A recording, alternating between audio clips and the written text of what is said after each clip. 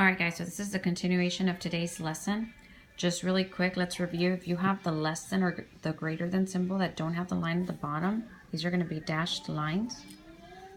The ones with the line at the bottom will be the solid lines. The ones that are less than or equal to, that means you're going to shade below. And then these are greater than and greater than or equal to, so you will shade above. So on this foldable, you have 4 problems that are in standard form. So these are a little bit more time consuming because you first have to get them into slope-intercept form. You have to worry about flipping your sign, and then you can graph it, and then you can check if these are solutions or not. So I'm going to go ahead and do at least 1, but maybe 2 problems, and just use this video and watch it as many times as you need to, and use the notes from today to kind of help you with the handouts for Friday. So let's go ahead and start with the first inequality. The number next to x is always your a.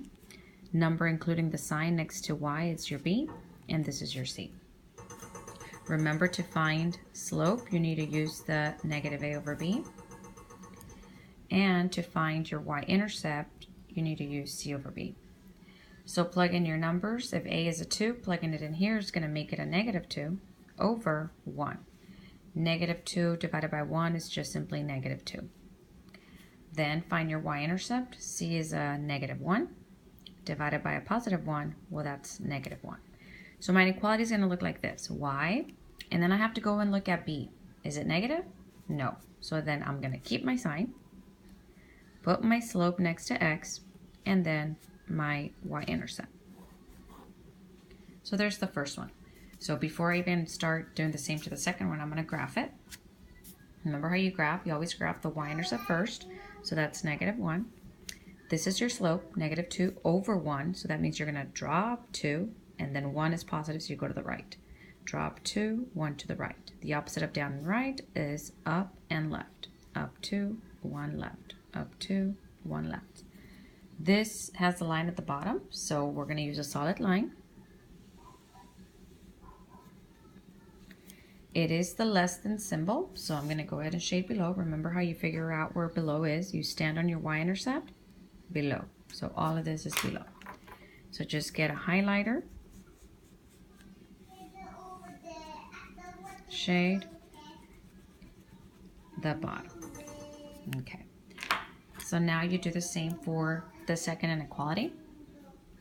And I don't know if you can hear the background, but my little one is singing in the background, so try to ignore everything else. Just listen to me. So here we go.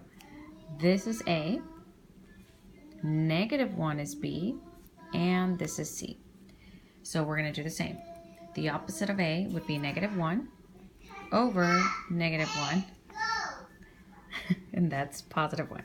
So this is your slope. Now your y-intercept is C over B, so negative 2 over negative 1. That is a positive 2. So y, look at b. Is it negative? Yes. So we're going to flip that sign. We're going to put our slope next to x, and then of course our y-intercept.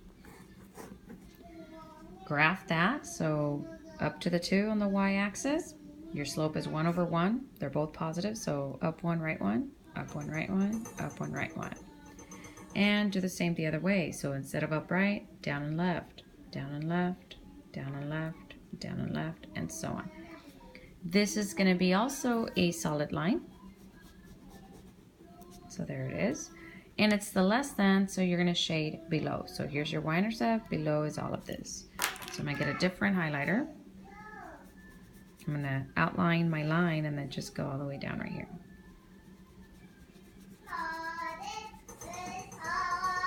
Okay, so here we go. You can tell where the overlapping occurs. That's where all the solutions are going to be at. And keep in mind that because these 2 lines are solid, this point right here, the point of intersection, can also be a solution. So 2, 1, 2, 1. That is not a solution because it's only a solution for this area right here. It's not on the overlapping. So this is not. Negative 4, 1. Negative 4, 1. Again, not in the overlapping. Negative 1, negative 3. Negative 1, negative 3. Yes, that is in the orangey section. Negative 2, negative 3. And yes. So there you go. two solutions.